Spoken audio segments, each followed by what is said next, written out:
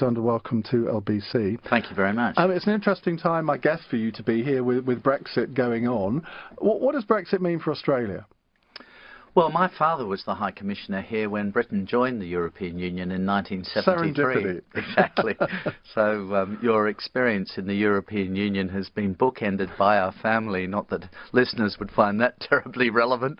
But when Britain joined the European Union, people in Australia were pretty disappointed. We lost a lot of our markets, and we as a country had to reconsider our future, and we have done that and done pretty well out of it. And I suppose with Brexit, we're interested in it happening all these years later, 44 years later. We look to secure our interests here and perhaps build on them by negotiating a free trade agreement with the UK once it leaves the EU. And when you say perhaps, if Liam Fox is listening to that, say perhaps negotiate a free trade deal, that's quite as definitive as he might like it. Well, we are very happy to do it, but it depends a bit on what decisions the UK makes in terms of its relationship with the European Union. So if the UK decides not only to stay in the single market but to stay in the customs union, then our negotiations will be exclusively with the European Union itself, with which we're in any case negotiating a free trade agreement. How long has that been going on? We haven't actually formally started. Right. We're just finishing the scoping study. But look, it's not easy to negotiate with the European Union because effectively you're negotiating with 28, soon to be 27 countries through the European Commission. So it's likely to be a fairly complex process. Now, currently trade with Australia accounts for just 1.4% of our exports. History shows that when free trade agreements are negotiated, trade increases by about 30%. Would that be a conservative estimate here, or do you think that there could be a massive expansion in imports and exports? Well, you don't know the answer to that question. It would depend on all sorts of things, but particularly it would depend on the opportunities that business people saw. So I'll give you an example. We concluded a free trade agreement with the United States about 11 years ago, and our trade with the United States has grown by 70% in that time. So, and in all sorts of different areas that you might not particularly have imagined. Now, with the UK, I mean, since the UK's been part of the European Union, not surprisingly, it has a preferential arrangement with the European Union. So trade, in effect, has been diverted to the European Union and away from the rest of the world. So if you maintain a free trade arrangement with the European Union but are also able to negotiate free trade agreements with other parts of the world, your trade pattern is obviously going to diversify from what it currently is. But if trade has gone up by 70% with America, presumably it's reasonable to think that it could do the same with Britain. Yes, you would expect it would grow quite substantially, and there wouldn't be any point in us going to the trouble of negotiating a free trade agreement if we didn't think that it was going to be beneficial, both in terms of trade but also investment, because there's no doubt that where a trade relationship is growing or is a big trade relationship, then investment often follows. So you would hope on both sides for trade to increase by, say, up to 70%. You think that's realistic?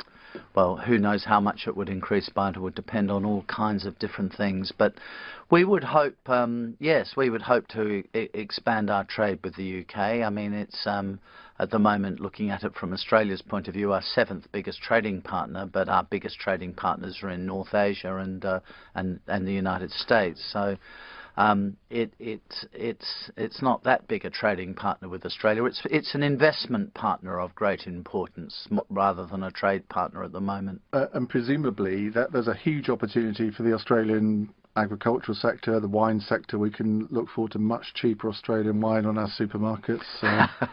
Well, supermarket shelves. Don't want it to be too cheap, or our growers won't make no, but at the moment there are substantial tariffs on Australian wine, aren't there? Which in a free trade agreement there wouldn't be. Right.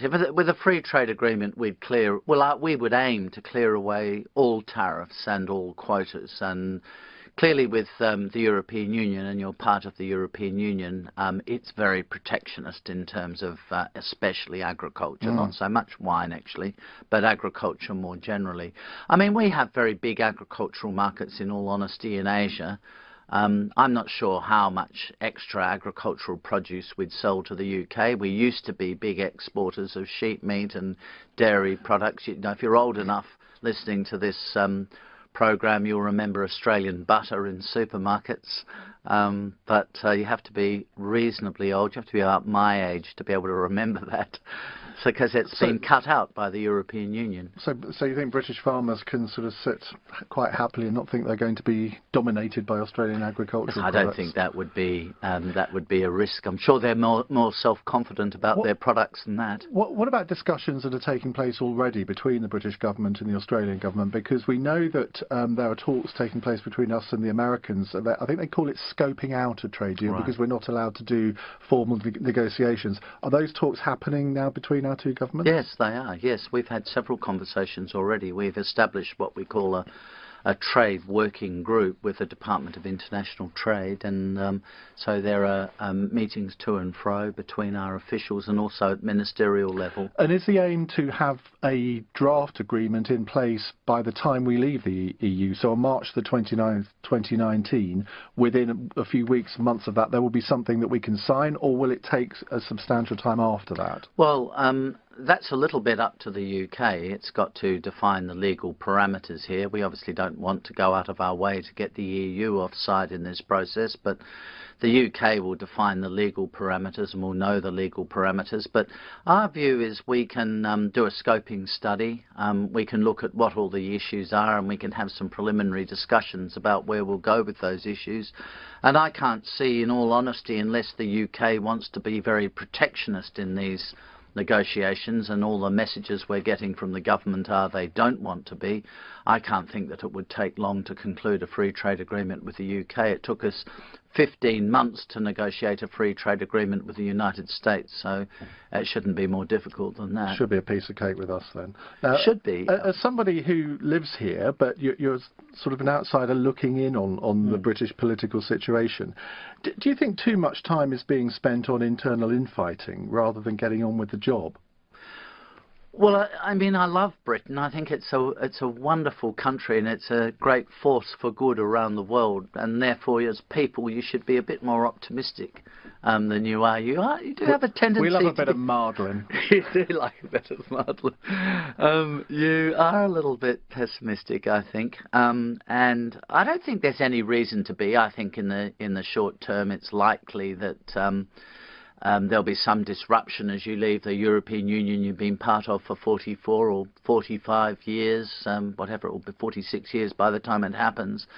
There'll be that. But as long as you can negotiate a free trade agreement with the EU, and it's in theirs as well as your interest to do that, so we hope you both agree to do that, you'll have a lot of scope in addition to that, not as a substitute, but in addition to that, to build economic relations beyond the EU. Do you think, if you were part of the British government, which I know is difficult to imagine maybe, but if you were advising, would you say, well, look, that's got to be your chief priority, to get a good trade deal with the EU first? Yeah, you have to do that first, because you can't do a trade agreement with anyone else till you've left the EU. And so, I mean, at the moment, let's look at it this way. At the moment, you have no tariff or quota barriers between the UK and the EU. I would have thought the last thing either you or the EU would want to do, and what we don't want to see happen from the outside world, is you erecting a whole lot of barriers that currently don't exist. That will reduce economic activity both in the UK and the EU, and that will be a blow to international economic confidence too. So I think that would be very regrettable. So as long as you can conclude a trade agreement, a really sensible free trade agreement with the EU, then straight after you leave the EU, you'll be able to go out and negotiate with Australia and America and various other countries around the world. Whose fault is it that we seem to be, or a large number of British people seem to be so pessimistic about Brexit? Because to me, I mean, our future is in our own hands, and there is no reason to be pessimistic. And yet you read the newspaper leader columns, you listen to the BBC, and you think, well, we're going to hell in a handcart. Well, it's a big change, and people here, like people in Australia, are naturally I don't mean this in a political sense, but in a psychological sense, are naturally quite conservative. So suddenly you're confronted with a big change. I mean, a majority of people voted for that change, mind you, but only by a small margin. But you're confronted with a change, and there's some hesitation and uncertainty about that. But this would be the observation I would make as an outsider. I mean, you will do as well as you want to do. So outside of the European Union, your challenge will be to ensure you're still attractive to foreign investors and to domestic investors. You're still a competitive economy. And that's in your own hands. I mean, you make the decisions about running your economy. And if you make good decisions, if you make wise decisions, perhaps not always popular ones, but wise decisions, then you'll find yourself an attractive destination for investors, and you'll maintain low unemployment and you'll get increasing wages. But if you make bad decisions, if you adopt bad policies, uncompetitive policies, policies that are not attractive to investors, people won't come here, and that's regardless of whether you're in or out of the European Union. Do you think it should be easier for Australians to come to this country? There's not a great difficulty there. I think, first of all, we can come as visitors for 6 months without a visa. Secondly, young Australians can come here for up to 2 years on what's called a rather dull title, a youth mobility visa, a kind of working visa for young people. So 2 years is a reasonably long time. Sometimes it's a bit difficult for business people who want to, say, work here, or professionals who want to work in hospitals or in law firms or whatever it is, to get visas. And that's something that we would like to see improve, their access to the British market. And obviously we do these things just so the listeners aren't thinking, why should we do something for the Australians? We would do all of this on a reciprocal basis. We have a huge number of British-born people living in Australia already, and we're very happy to have them in Australia. I want to ask you about two of our politicians who you will know well, presumably. Liam Fox, the International Trade Secretary. He's the one that's doing all of the trade negotiations. What do you make of him? Well, I think he's a good man. I've found him excellent to deal with. I've had him round to my house from time to time, and had quite a number of meetings with him. He's been to Australia, not in this capacity, though he's planning to come to Australia later this year, but he's been to Australia in a variety of other capacities. And I've met him in Australia in other roles when he and I did different things in years gone by. Because people look at him and they think at the moment, well, what's the point of Liam Fox? He hasn't really got a job. But you're saying, well, actually he has, because these scoping out meetings are already happening. Sure. I mean, it's not that far off no, it isn't. Till we reach March 2019. Yeah. And you definitely need to be doing the preparatory work now for your trade policy post-March 2019. I would have thought he had a lot to do, and he gives me the impression that he's a very busy man. Boris Johnson, our Foreign Secretary. Now, he's been described by the Australian media as hilarious, ebullient, and a blonde British wombat. A wombat, by the way, being a compliment, not an insult. Right, just okay. in case the listeners I'll take think... your word for that. A wombat is an endearing Australian marsupial. How do you think he presents this country? Because there seems to be a bit of a split of opinion in European capitals. Half of them love him, and half of them find him impossible because they can't quite understand where he's coming from. How is he viewed in Australia? I was in Australia with Boris Johnson 2 weeks ago, and I'd have to say he had a rock star welcome there. He is other than a Prime Minister herself, I guess, he would be the best known British politician in Australia. He knows Australia well. He's lived and worked in Australia over the years. He's very popular in Australia and has been for a long time. Our Foreign Minister and Prime Minister are both very fond of him. I was at a speech he gave at the Sydney Town Hall. There were 800 people there. It's true, he was hilarious. And Australians like to laugh, and we laugh at the same things you laugh at. So his jokes went down incredibly well. They're laughing with him rather than at him. That's right, laughing at his jokes. They're just very funny. I mean, I used to be the Foreign Minister of Australia myself, so as somebody who likes jokes, I'm quite familiar with the fact that they don't translate into every culture very easily, but I can assure you that Boris's jokes translate into Australia exceptionally well. But I mean, he's also a hugely intelligent person, and I think people were impressed with some of the important and serious points he made. So you would describe him as an asset to Britain and the British government? Well, as an Australian, I'd say he's a huge asset. I can't speak for how he's perceived in other countries. He'd be pretty popular in New Zealand, I can tell you that. But and I think he's very popular in America. But in continental Europe, I'm just not sure. Now, British ministers have been recruiting the best trade negotiators from across the Commonwealth to help train our civil servants to try and secure trade deals post-Brexit. How many of Australia offered to us? Because you could find, I suppose, Australian trade negotiators negotiating with their own country. That would be perfect, yes. But so possibly Liam Fox would be onto that one.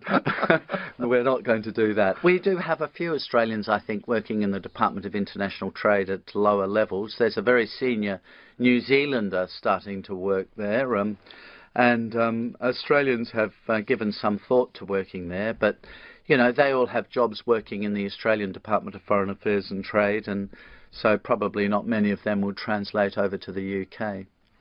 Alexander, it's been a pleasure to have you here. I hope we'll speak again in the future, maybe when the trade negotiations are sort of a little bit more progressed than they may be now. Thank you very much indeed. That's Alexander Downer. I was going to say ambassador to the UK, but you're not. Are you a High Commissioner? Is that better than an ambassador? It's a Commonwealth country has a High Commissioner, and a Commonwealth country an ambassador, non-Commonwealth. Thank you very much.